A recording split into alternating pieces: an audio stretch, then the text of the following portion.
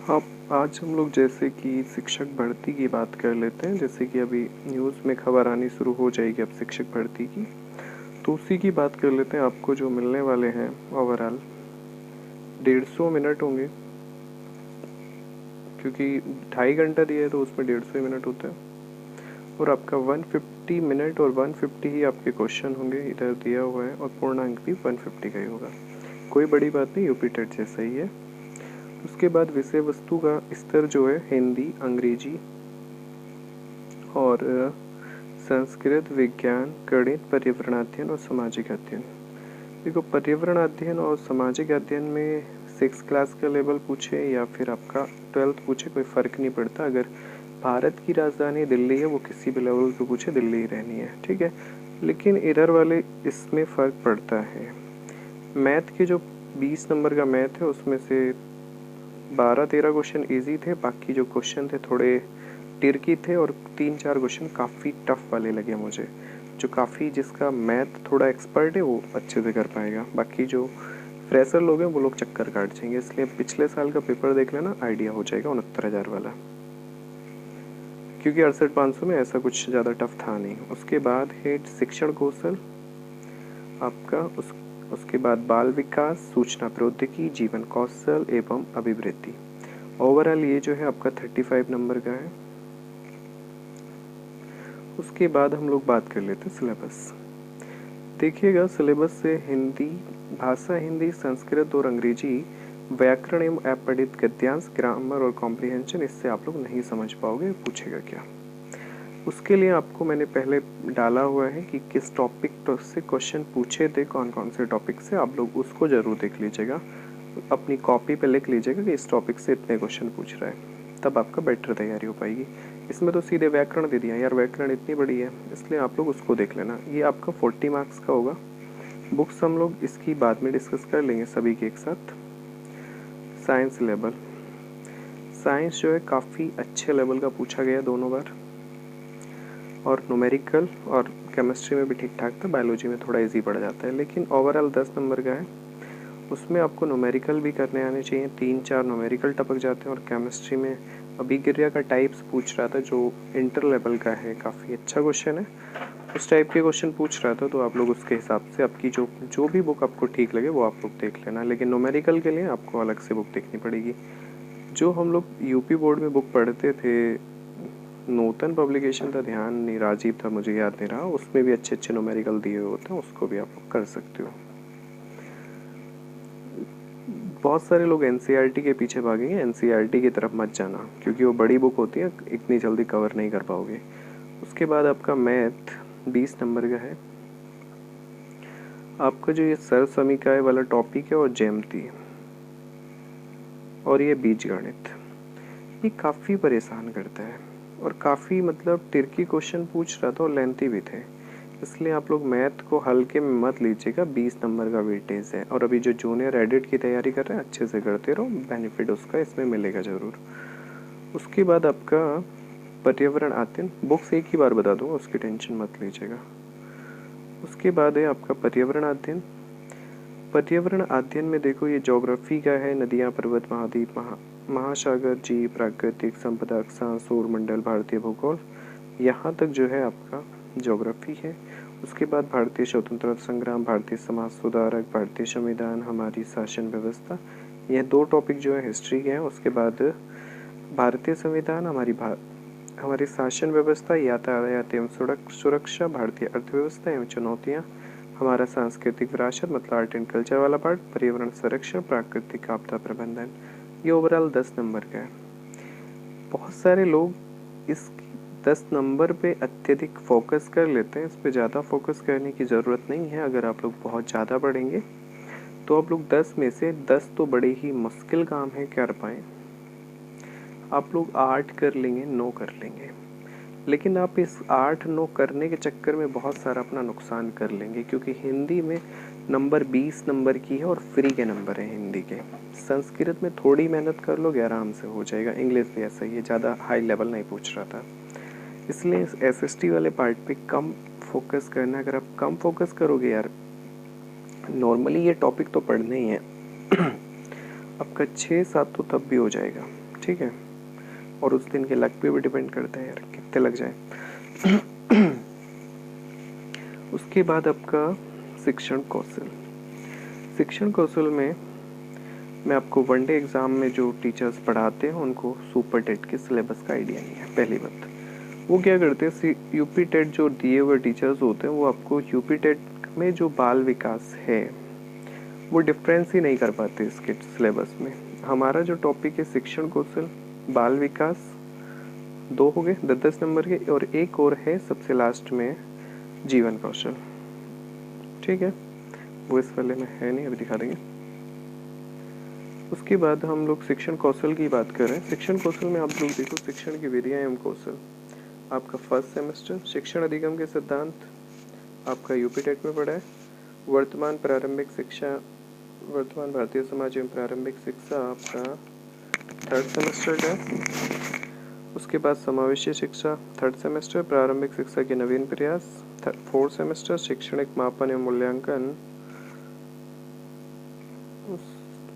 है ना, मुझे ध्यान नहीं रहा कोई से सेमेस्टर का। आरंभिक पठन कौशल एवं शैक्षणिक प्रबंधन 4th सेमेस्टर का है।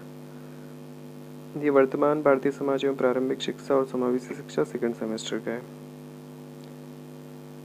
ठीक है, और ये शैक्षणिक मूल्यांकन भी शैक्षणिक मूल्यांकन और प्रारंभिक शिक्षा के नवीन प्रयोग जो है आपका 3rd सेमेस्टर का। इसके लिए आप लोग क्या पढ़ोगे यार, ये है काफ़ी अच्छा सब्जेक्ट।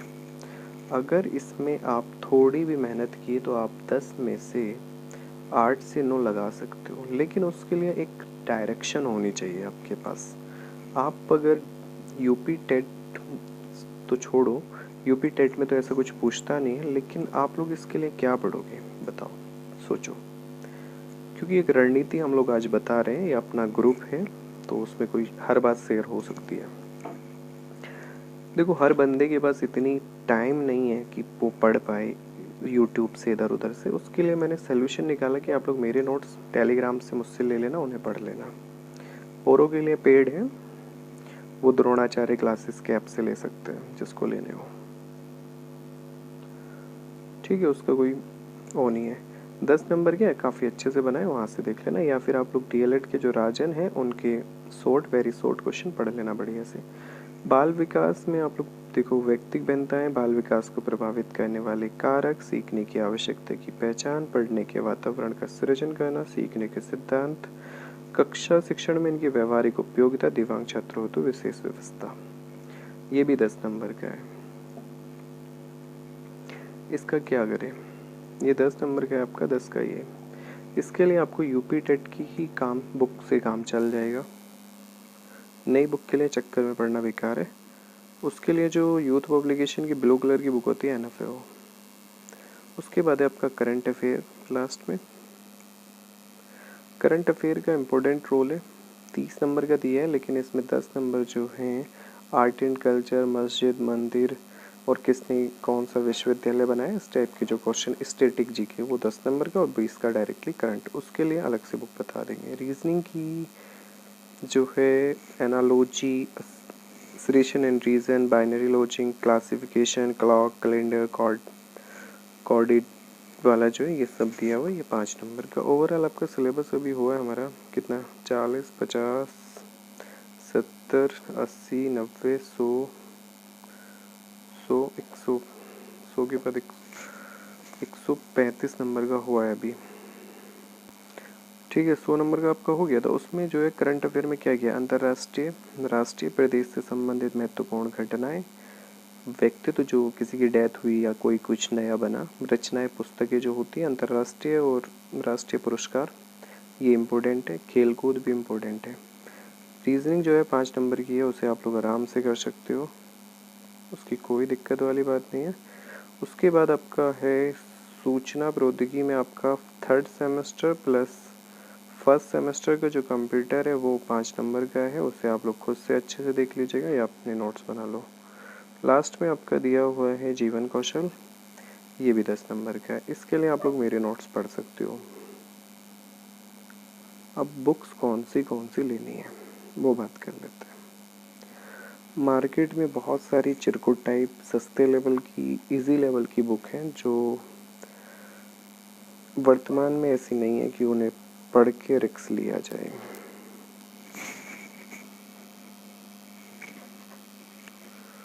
जैसे कि मैं ये दिखा रहा हूँ, सुपर टेट की बुक है ये रिफ्रेशर नाम से। ये रिवीजन के लिए ठीक है, बाकी शुरुआती तैयारी के लिए ठीक नहीं है, ये मत लेना कोई। उसके बाद है solved paper in practice set. Solved paper 2 हुए हैं, 68,500 का और 69,000 का। बाकी प्रैक्टिस सेट ही है, इसे अभी लेने में कोई फ़ायदा नहीं है, इसको भी मत लेना।